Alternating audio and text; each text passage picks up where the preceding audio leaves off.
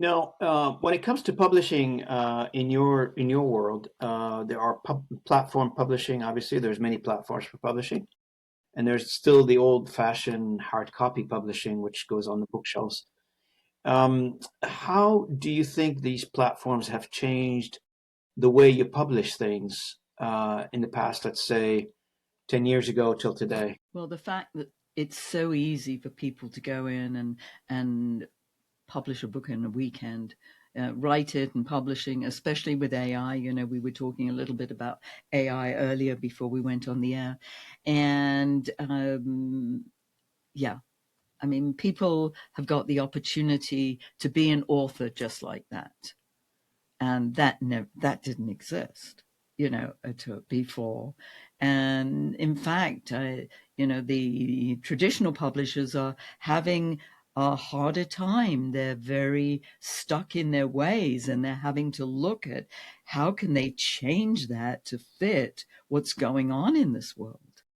I mean, people are still buying books. People love books. However, you've got the different formats. You've got your hard copy, you've got your soft cover copy, you've got the ebook, which, as you know, ebooks are out there big time, and then audiobooks.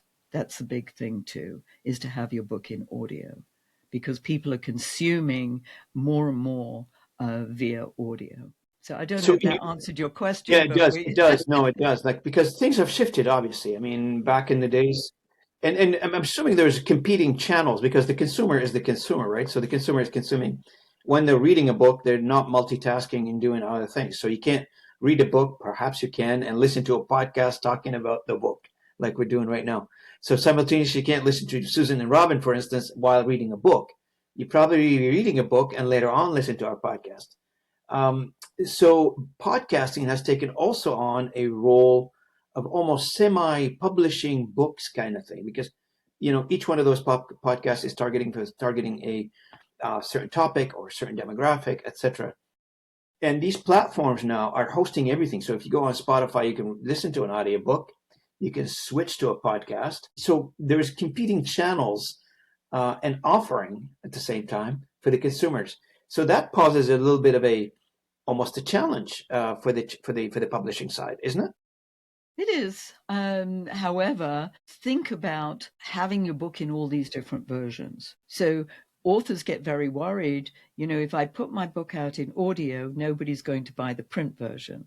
Well, that's not true, because often people buy both because they want the printed version. I know, for instance, that if I listen to a book, an audio book, then if it's a nonfiction book, sometimes I'm driving while I'm listening to it and I want to see it as well. So I'll purchase maybe the ebook version of it as well.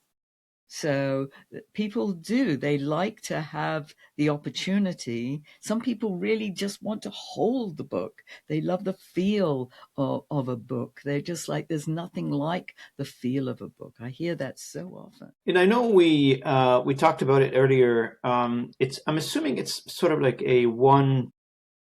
I don't know if it's one, but I think it's one recipe for marketing and helping authors get, especially for those authors that they're not really known and it's their first book, etc. Susan, you mentioned earlier like few recipes like podcasts, speaking, newsletters, be part of a community. Um, are they supposed to go through all this, or there's a certain channels they should be focused on more than others, or is it a combination of everything? It's a combo. You don't. I always say pick two or three and do them properly.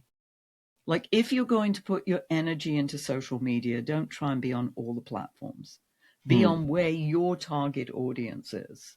So if you're in the business community, obviously, LinkedIn. Now Substack has come into play and is getting quite a lot of traction there. Podcasting is the number one marketing tool for authors.